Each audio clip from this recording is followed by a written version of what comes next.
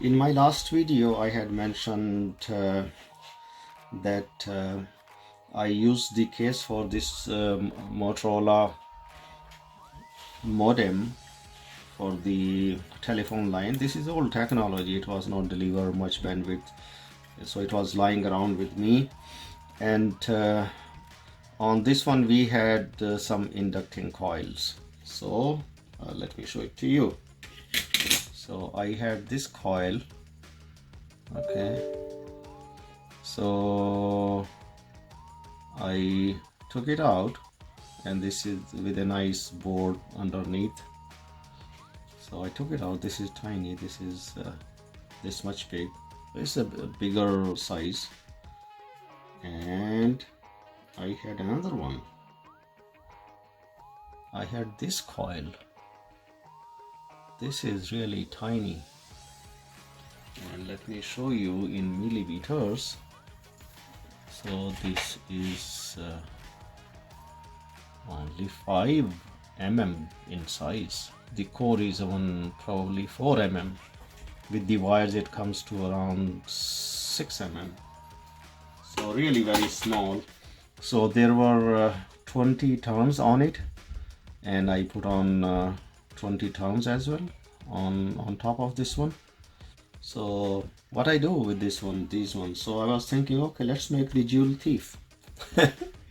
So I made a Joule thief out of this one. So one I made was out of this core here. I broke it up here and then put in the wires in and then closed it. Then this coil, I unwound the coil because there's just too many turns in there, and with those too many turns the switching frequency will get low. So these 20 turns is giving me 370 kilohertz of frequency, and the 23 turns gives me 270, and 26 gives me 150 kilohertz. So ideal number is around 30 turns. So if it is 30 turns, one more, one less, so it gives around 50 kilohertz. So this is how I made for the Joule thief. So these are the opposite. So once you wind it, so you have to find the other end where it has begun and where it has end, and they have not to be say the same wire. So you check with your continuity and then select which one is the opposite wire. So this is the starting wire, this is the ending part of it. So you start from here, ting ting ting, and then when you end, then you end here, and then you find this these two wires and then join them together. It should not be the same wire joining with each other, so they have to be the opposite ends, one from a starting, one from ending, because the magnetic field will get created and then used and again created and then reused, that kind of stuff. So they have to be on the other end. So this is how I have used it. So this tiny coil, this is the same thing I want. This is 20 turns, and one of the end here. So once you join these together, let me give you this example, this is better. So once you join these two wires together, the wires which are together, that will go to the positive, and these two wires, one of them will go to the base of the transistor, this base of the transistor, one of them, and another will go to the collector. And the base is connected, so this wire gets connected to a resistance, 1K resistance, or even higher. I'm using 3.8K resistor here, and generally 1K is enough. So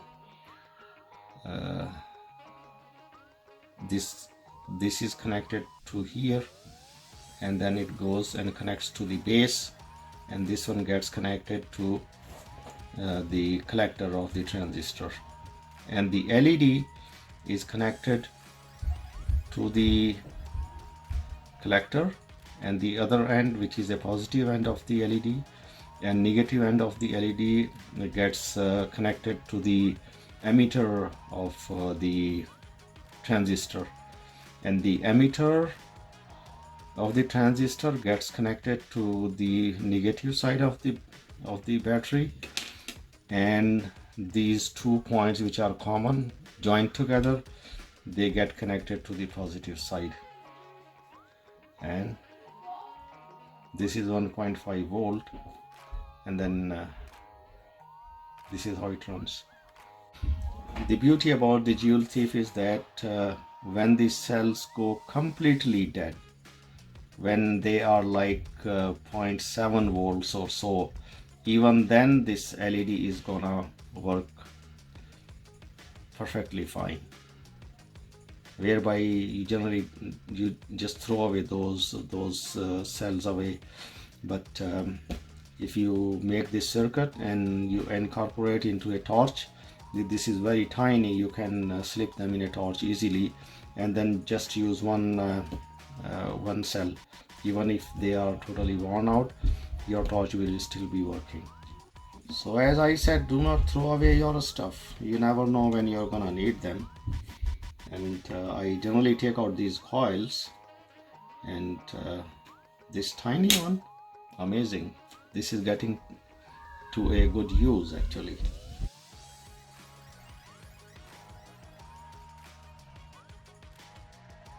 So I have put this Joule Thief inside a case. This was AA batteries.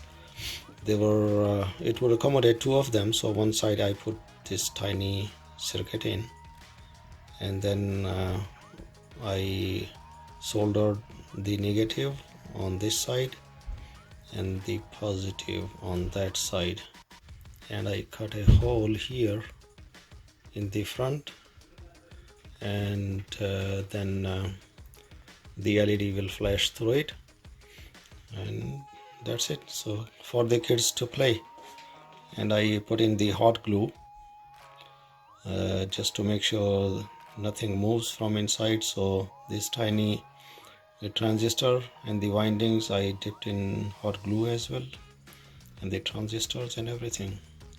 So I will put the cell in. So now I have put the cell in on one side. This is how it is shining. So this was a housing for a motor for the toys, cheap stuff. One for reverse, one for forward. So I'm using this red button to make it work, and this is nice. And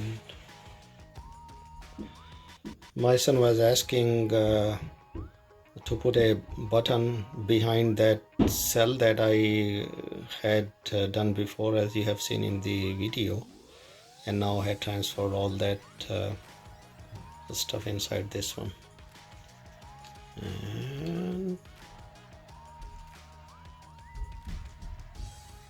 and it's gonna last forever, I think. A torch, just for fun, guys. All right, okay, thank you for watching.